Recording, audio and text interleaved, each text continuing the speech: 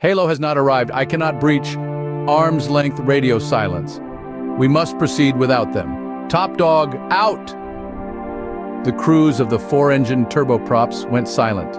Any pleasant chatter that had been taking place was replaced by the grim realization of the peril of situation. Without those sleek modern jet fighters, they were gigantic, slow and flammable. Flying babes in the woods in a sky that was sure to be swarming with Gaul interceptors. In fact, they were not approaching the Gaul border at all. Their instruments showed them all to be perfectly on course. This was all part of Xamonarch's trickery.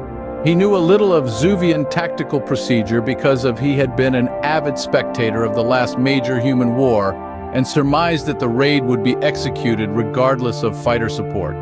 Flight Lieutenant Morda and the rest of #47 Squadron were anxious to learn what happened to their comrades when they landed and ran back into the underground ready room.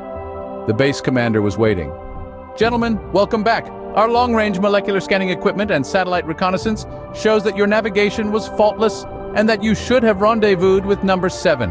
It seems that they have taken it upon themselves to escalate tensions between the Min and us. Your aircraft are being readied for the Min response. We must be prepared for full-scale engagement on both fronts. #47 and #49 report for tactical briefing in 10 minutes. Shit! Yelled the C-37 Cerberus pilot as his hefty flying machine lurched violently to starboard and engaged its ventral phalanx guns. What the fuck? He toggled the switch on his chin strap that activated the radio. "Top dog, this is Junkyard. I'm having some control problems. Please advise, over." Xamonarch had guided the formation of C-37S into the heartland of the Min. The cloud under them had cleared just recently, and the crews were relieved that they could see the Gaul frontier stretching out below. Xamonarch had masked their presence from the complex series of sensory arrays that were active across the majority of the empire of the Min. But now another problem presented itself. The pilot of a Min Type G fighter on combat patrol in the area had sighted the broken boomerang of mighty Zuvian aircraft. The formation did not register on his sensors, but they were there. Their presence was visually undeniable, some of them silhouetted in the crescent of the larger moon. The Type G was a relatively cheap aircraft, which reflected the Min philosophy of aerial combat. Even though it was almost obsolescent as a warplane, in a serious confrontation with the Min, the skies would be blackened with these small and maneuverable yet lightly armed jet aircraft. Xamonarch was forced to take control of the Cerberus and her defensive systems to maintain the illusion that they were in Gaul airspace.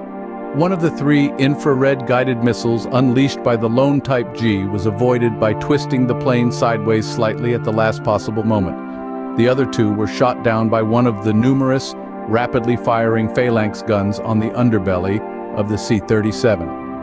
It was challenging, even for a master of magic such as Xamonarch, to maintain a faultless illusion for 48 crew members while simultaneously diving and weaving. The Type G streaked past loudly every few seconds on well-rehearsed strafing runs.